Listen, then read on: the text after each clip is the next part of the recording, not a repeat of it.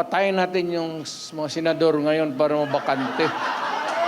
Ito ang pahayag ni dating Pangulong Rodrigo Duterte sa proclamation rally ng PDP na ikinabahala ng mga mambabatas. Kaya ang ilan sa kanila hinimok ang National Bureau of Investigation o NBI na pag-aralan ang umano'y banta.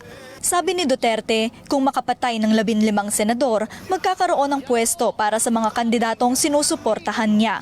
Depensa ng mga kaalyado ni Duterte, nagbibiro lang ang dating Pangulo.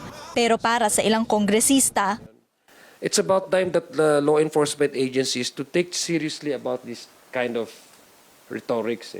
What's scary especially is that under oath, nabanggit po, the one who uttered that word, nabanggit po na he did indeed kill people. So, where do we draw the line? sa pananaw ni NBI Director Jaime Santiago, political propaganda ang pahayag ni Duterte.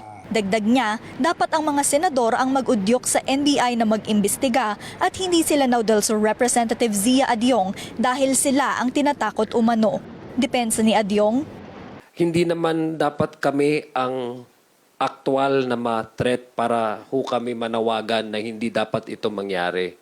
nauna nang irekomenda ng NBI na maghain ng kasong grave threat at inciting to sedition laban sa anak ng dating Pangulo na si Vice Presidente Sara Duterte. Kasunod ng pagbanta niya sa buhay ni na Pangulong Bongbong Marcos, First Lady Liza Marcos at House Speaker Martin Romualdez. Paliwanag ng NBI, pareho mang nagbanta sa buhay, magkaiba ang sitwasyon ng mag-amang Duterte.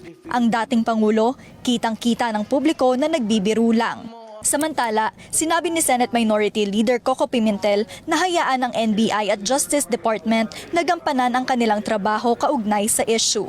Para sa mga impormasyong napapanahon at on-demand, Deniza Fernandez, Newswatch Plus.